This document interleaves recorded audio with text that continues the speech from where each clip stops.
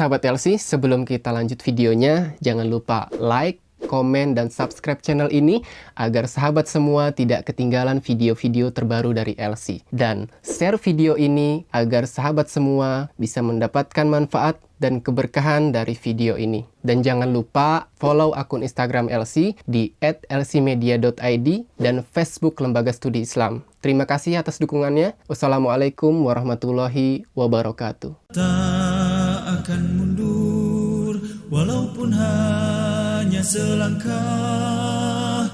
Rasul mulia sebagai pedoman, Quran dan Sunnah sebagai jalan hidup kami.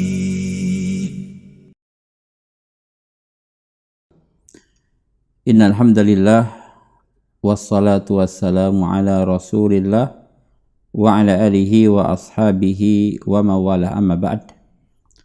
Kaum muslimin rahimakumullah dimanapun Anda berada, puji dan syukur kita panjatkan kepada Allah Subhanahu wa ta'ala yang terus memberikan kita nikmat, memberikan kita hidayah dan inayahnya, sehingga kita bisa kembali mengkaji ilmu-ilmu keislaman yang sangat dibutuhkan oleh kita di kehidupan dunia ini. Insya Allah di kesempatan kali ini kita akan sama-sama mereview ulang, memurojaah kembali, dan juga mengkaji tentang keutamaan-keutamaan yang akan didapatkan oleh seseorang ketika mereka membaca Al-Quran. Yang pertama, kita ketahui bahwa Al-Quran adalah kalamullah. Dia adalah perkataan Allah.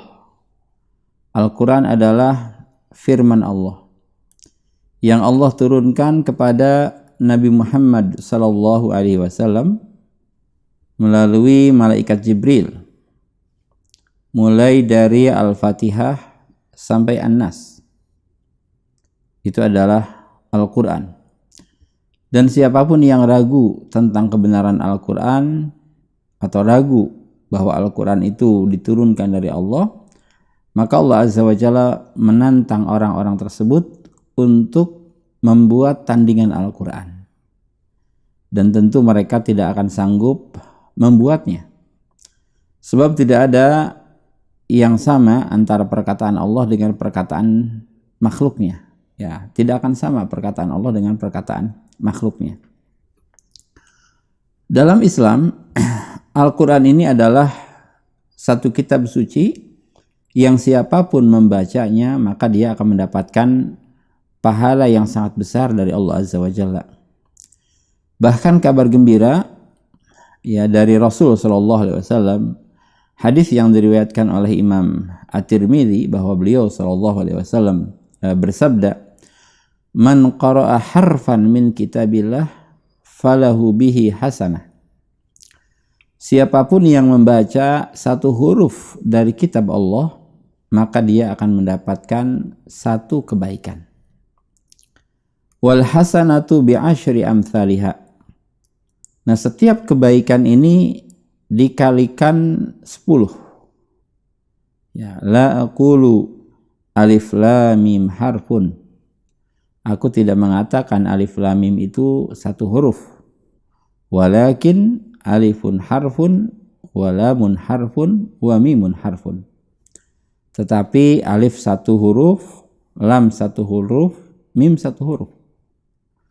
Artinya kalau seorang muslim membaca Al-Quran ikhlas karena Allah, alif lam mim, maka dia telah membaca 3 huruf dan setiap hurufnya ada satu kebaikan dikalikan 10, artinya 30 kebaikan.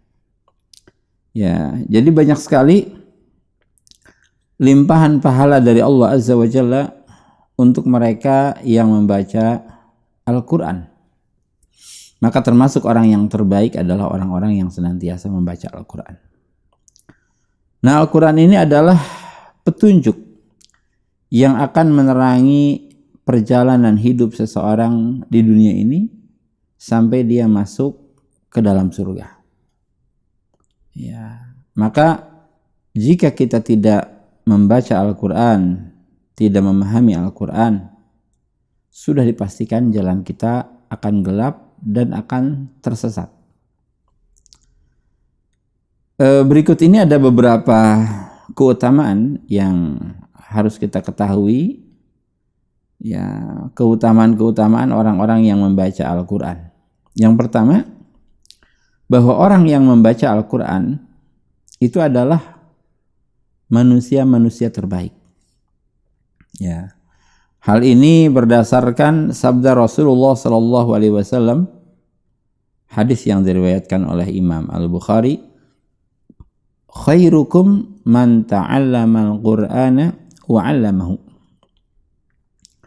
Bahwa orang terbaik di antara kalian adalah dia yang belajar Al-Quran dan mengajarkan Al-Quran. Ya. Guru dan murid Al-Quran itu adalah manusia-manusia terbaik. Ya, dan kita harus terus belajar sehingga kita bisa mengajarkan. Setelah mengajarkan pun kita harus terus belajar lagi. Ya, sehingga kita berada di dua sisi antara pelajar dan pengajar Al-Quran. Ketika kita sudah mempunyai profesi semacam itu, maka pertahankan, bersyukur kepada Allah, karena ya insya Allah kita menjadi orang-orang yang terbaik di sisi Allah Azza wa Jalla. Nah, kemudian juga ada sebuah hadis yang diriwayatkan oleh Imam Muslim, ya, bahwa Al-Quran ini pada hari kiamat nanti akan datang menjadi syafaat atau memberi syafaat kepada para sahabatnya, kepada para pembacanya. Ya, Rasul bersabda, "Iqra'ul Qur'an fa innahu ya'ti yaumal qiyamati syafi'an li ashabihi." Bacalah Al-Quran, karena Al-Quran itu akan datang pada hari kiamat menjadi syafaat atau membawa syafaat untuk para sahabatnya. Arti sahabat Al-Quran adalah orang-orang yang tidak meninggalkan Al-Quran. Ya, sebagaimana orang-orang yang meninggalkan Al-Quran itu bukan sahabat Al-Quran. Ya. Iqra'uz Zahrawain Al-Baqarah wa surat Ali Imran. Dan bacalah Az-Zahrawain, yaitu surah Al-Baqarah dan surah Ali Imran. Fa innahuma ta'tiyani yaumal qiyamah ka'annahuma ghamamatan. Ya, jadi bacalah Al-Baqarah dan Ali Imran karena dia akan datang pada hari kiamat seolah-olah ya menjadi awan yang menaungi dirinya. Ya. Tuhajani an ashabihima, yang akan menjadi hujah untuk orang-orang yang membacanya.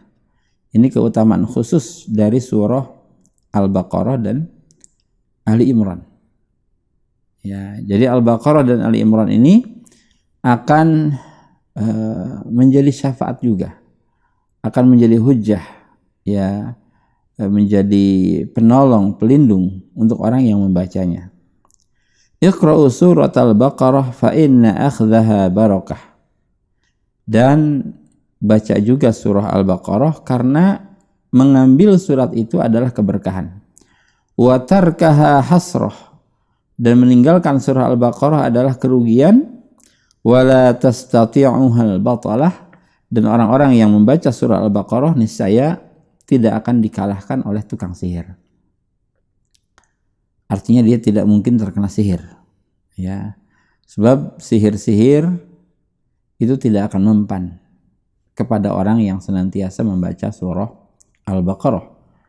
Ya, sebab surah Al-Baqarah ini adalah surat ruqyah yang akan melindungi seseorang dari gangguan syaitan. Ya. Kalau Al-Baqarah itu dibacakan di rumah, maka itu akan menjadi ruqyah untuk rumah tersebut. Kalau Al-Baqarah ini dibaca oleh pribadi-pribadi seorang muslim, maka dia akan menjadi orang yang kuat, yang tidak akan terkena sihir. Nah kemudian ada juga kabar lain yang menyatakan bahwa ya orang-orang yang banyak membaca Al-Quran, apalagi menghafalnya, maka dia akan mendapatkan derajat tertinggi di surga. Bahkan ada yang mengatakan, ya sebagian ulama mengatakan bahwa jumlah derajat di surga itu sejumlah ayat-ayat Al-Quran. Ya, semakin banyak ayat Al-Quran yang dihafal, yang dibaca, maka akan semakin tinggi derajatnya. Sebab nanti ketika seseorang di surga, ya pada hari kiamat nanti, ini akan dikatakan, dikatakan kepada sahabat Quran, ya yuqalu li sahibil Quran, iqra wartaqi. Bacalah Al-Quran dan meninggilah. Waratil kama kunta turatil fid dunya, dan bacalah dengan tartil, dengan tajwid yang benar, dengan makharijul huruf yang benar, sebagaimana Anda membacanya dahulu di dunia. Fa inna manzilaka inda akhiri ayatin taqra'uha, karena sesungguhnya kedudukan engkau itu berada di akhir surat yang engkau baca, berada di akhir ayat yang engkau baca. Ya, artinya seorang muslim ketika dia terus membaca Al-Quran tidak terputus, maka dia pun akan terus naik, meninggi sampai akhir bacaan yang dia baca, maka disitulah tempat dia di surga. Ya, maka semakin banyak membaca Al-Quran, semakin banyak menghafal Al-Quran, maka dia akan semakin tinggi derajatnya di dalam surga. Ya. Beda orang yang mampu membaca 100 ayat dengan orang yang mampu membaca 1000 ayat. Beda orang yang mampu membaca 1000 ayat dengan orang yang khatam Quran misalkan sampai 6200 ayat lebih dia mampu membacanya, maka semakin tinggi. Ya. Nah tentu orang-orang yang membaca Al-Quran ini akan mendapatkan limpahan pahala, limpahan rahmat dari Allah Subhanahu wa Ta'ala. Ya. Nah kemudian di antara keutamaan membaca Al-Quran yaitu orang yang membacanya biasanya dia akan mendapatkan ketentraman hati. Ya. Sebab Al-Quran itu adalah zikir kepada Allah Azza wa Jalla, dan hati itu akan tenang dengan zikir kepada Allah. Maka Allah berfirman dalam surah Ar-Ra'd ayat 28, alladzina amanu wa tatma'innu qulubuhum bidzikrillah. Ala bidzikrillahi tatma'innul qulub.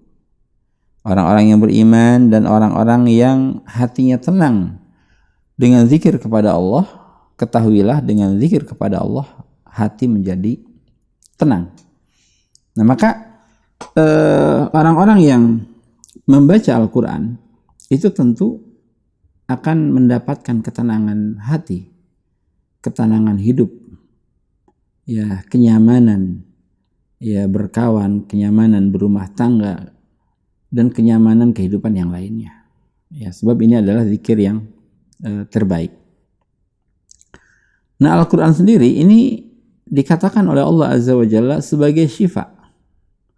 Arti syifa itu penyembuh, bukan dawa, bukan obat. Ya, sebab kalau seseorang minum obat, mengonsumsi obat, itu terkadang bisa sembuh, terkadang tidak sembuh. Tapi kalau seseorang mengonsumsi penyembuh, maka dia pasti sembuh. Ya, nah ini Al-Quran dikatakan penyembuh atau syifa.